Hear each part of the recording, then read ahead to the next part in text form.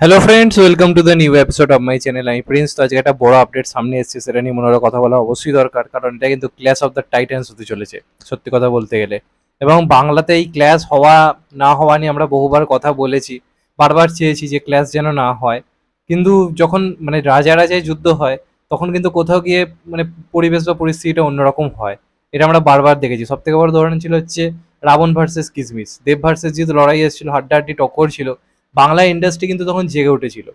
কিন্তু যদি একটা অন্য ধারা সিনেমার সঙ্গে, ধরুন একটা মেন স্ট্রিম কমার্শিয়াল কাজ, সেটার সঙ্গে যখন একটা অন্য ধারা সিনেমার লড়াই হয়, তখন ব্যাপারটা ঠিক জমে না। কিন্তু যখন দুটো সিনেমাই মাল্টিপ্লেক্স অডিয়েন্সের জন্য বানানো এবং দুটোরই কনসেপ্ট আলাদা কিছু, এবং যখনই সেটাতে দুটো সুপারস্টার রয়েছে, আর কিছু নয়, বাংলাতে কিন্তু একটা বড়সড় দামামা বেড়ে যায় বক্স অফিসের ক্ষেত্রে। একটা আলোচনা, একটা মহল তৈরি হয়ে যায়, সেটা কিন্তু কোথাও গিয়ে ভালো।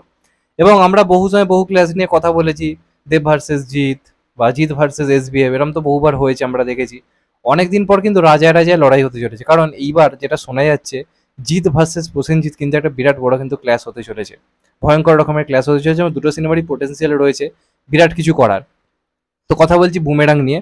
তো বুমেরাং প্রথমে 10ই মে আসার কথা ছিল, এবং সেই সময়টা কালকির সঙ্গে ক্ল্যাশ হতো। এবার কালকি কোন দিন আসবে আমরা এখনো যুক্তি জানি না। আর বুমেরাংও 10ই মে আসছে না ভোটের জন্য, সবই ঠিক আছে। তারপর তারা রিলিজ ডেট পাল্টে এটা করেছে 7 জুন, যেটা আমার মনে হয় খুব ভালো টাইম। কারণ তারপর এক সপ্তাহ পরে রয়েছে কুরবানি ঈদ, এবং তারপর মোটামুটি ওই টাইমটা ফাঁকা একটা সময়, প্লাস জামাই ষষ্ঠী রয়েছে মাঝখানে। তো খুব ভালো একটা উইকেন্ড বলে আমার ওটা মনে হয়, একটা বক্স অফিসের দিক থেকে, বা সেই অডিয়েন্সের জন্য যে সিনেমাগুলো ফ্যামিলির জন্য বানানো। তো বুমেরাং এমন একটা কাজ যেটা কিন্তু মাল্টিপ্লেক্সও খুব ভালো বিজনেস করতে পারে, সিঙ্গেল স্ক্রিনেও। তো যে কারণে তারা 7 জুন করে। তো মে মাসে বহু সিনেমা ছিল যেগুলো তারা জানিয়েছিল যে তারা রিলিজ ডেট পরিবর্তন করবে না, যার মধ্যে রয়েছে হচ্ছে আমার বস, যেটা উইন্ডোজের সিনেমা। তারা জানিয়েছে তারা রিলিজ ডেট কোনো পরিবর্তন করবে না, তারা গরমে ছুটি দিয়ে আনবে। কিন্তু কিছু সিনেমা ছিল যেগুলো পয়লা বৈশাখে আসার কথা ছিল, যার মধ্যে একটা হচ্ছে অযোগ্য, যেটা কৌশিক গাঙ্গুলি পরিচালনা, এবং যেটা কেন আমি বলছি রাজা রাজা ক্লাস, কারণ একদিকে রয়েছে জিৎ রুক্মিণী, তো আরেকদিকে রয়েছে প্রসেনজিৎ ঋতুপর্ণা, যেটা বাংলা সিনেমার ওয়ান অফ দ্য বিগেস্ট জুটি। এই জুটি যখনই কিন্তু বক্স অফিসে এসছে, বড় কিছু করে দেখিয়েছে। দৃষ্টিকোণ, প্রাক্তন, এতদিন পর যখন জুটির সিনেমা এসছে, সেটা কিন্তু লোকে প্রচুর পরিমাণে দেখতে গেছে। এবং যেহেতু পরিচালকের নাম কৌশিক গাঙ্গুলি, স্বাভাবিকভাবে অযোগ্য নিয়ে লোকেদের মনে একটা এক্সাইটমেন্ট তো অবশ্যই রয়েছে, আমার মধ্যেও রয়েছে। তো যেটা জানা যাচ্ছে, অযোগ্য প্রথমে আসার কথা ছিল হচ্ছে মোটামুটি পয়লা বৈশাখের টাইমে। তারপর তারা ঠিক করেছিল গরমে ছুটি করে ওই 17ই মে, 24শে মে এরম টাইম করে আনবে। এখন যারা জানা যাচ্ছে, তারাও তাদের নিজেদের রিলিজ ডেট পরিবর্তন করছে, এবং তারা এখন অব্দি যে রিলিজ ডেট পাচ্ছে সেটাও কিন্তু 7ই জুন। অর্থাৎ যেদিন বুমেরাং রিলিজ করছে সেই দিনে কিন্তু আমরা এই সিনেমাটা দেখতে পাবো। এবার কথা হচ্ছে, বক্স অফিসে তাহলে কি চাপ হবে? আমার মতে হবে না। তার কারণ হচ্ছে অযোগ্য একটা অন্যরকম কাজ, যেটা বেসিক্যালি মাল্টিপ্লেক্স ঘরনারই কাজ হতে চলেছে। আমরা বুম্বাদাকে যখন যে ধরনের সিনেমা দেখতে পাই, সেই ধরনেরই সিনেমা হতে চলেছে। অপরদিকে জিতের যে কাজটা আসছে, সেটাও এমন একটা কাজ যেরকম কনসেপ্ট বাংলায় কখনো হয়নি। তো এর ফলে কি হবে, যেহেতু ওই টাইমে কোনো বড় হিন্দি সিনেমা বা সাউথের সিনেমা বা বড় হলিউডের সিনেমা নেই, তো স্বাভাবিকভাবেই দুটো বাংলা সিনেমার মধ্যে কিন্তু একটা জোরদার লড়াই হবে। অডিয়েন্স কিন্তু কোথাও গিয়ে সিনেমা দেখতে যাওয়ার জন্য ইন্টারেস্টেড হতে পারে। এবং আমি এটুকু শিওর, দুটোই যেহেতু মাল্টিপ্লেক্স ঘরানার কাজ হবে, লোকে দুটো সিনেমাই কিন্তু ভালো রকম ভাবে দেখবে। এবং আমরা যদি শেষ কয়েক বছরে বক্স অফিসের দেখি, কথা যদি বলি, তাহলে বুম্বাদারও বক্স অফিসের হাল কিন্তু বিরাট কিছু ভালো নয়। জিদ্দার সচরাচর কিন্তু থেকে আমি বলবো না যে খুব খারাপ অবস্থা রয়েছে, কারণ চেঙ্গিস একটা দারুণ বিজনেস করেছে, রাবণ একটা ভালো বিজনেস করেছে, মানুষটা খুব একটা ভালো চলেনি।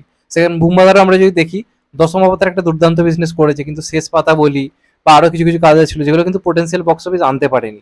তো এবার এই সিনেমাটার মাধ্যমে বুম্বাদারও যেমন একটা বিরাট বক্স অফিস দেওয়ার পোটেন্সিয়াল রয়েছে, অবশ্যই কিন্তু জিদ্দারও একটা বিরাট বড় পোটেন্সিয়াল কিন্তু রয়েছে।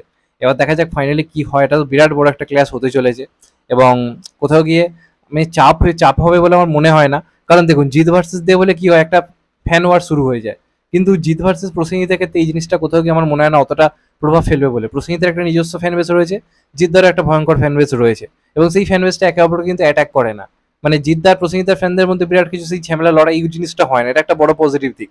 তো আমার মনে হয় দুটো সিনেমাই ভালো চলবে, প্রত্যেকেই চাইবে একটা ভালো রিলিজ ডেট আনতে। তো সেই হিসেবে এই ক্লাসটা নিয়ে কোনো প্রবলেম নেই। কিন্তু অনেক সময় এসবিএফ দেখেছি তাদের যে সিনেমাগুলো ক্লাসের মতো নয়, সেগুলোকে আনে আর শো বেশি পরিমাণে নিয়ে নেয়, ওটা নিয়ে প্রবলেম রয়েছে। কিন্তু এই ক্লাসটা ঠিক আছে, মেনে নেওয়া যায়। তো জিৎ ভার্সেস প্রসেনজিৎ বহুদিন পর ক্লাস, আমার মনে পড়ছে না এর আগে কবে জিৎ ভার্সেস প্রসেনজিৎ হয়েছে, অনেক বছর পরে হতে চলেছে। তো দেখা যাক ফাইনালি কেমন হয়। আমি তো চাইবো দুটোই খুব ভালো চলুক, এবং দুটোই বক্স অফিসে ভালো রেজাল্ট আনুক। তোমাদের এটা নিয়ে কি মতামত অবশ্যই কমেন্ট করে জানাও। চ্যানেলটা নতুন হলে চ্যানেলটাকে সাবস্ক্রাইব করে দিও, and get the bell icon. ভালো থেকো সবাই, টেক কেয়ার, নমস্কার, আবার দেখা হবে। এখন তো ভাই সবাই ভালো থেকো, সুস্থ থেকো, নমস্কার, টেক কেয়ার, আবার দেখা হবে।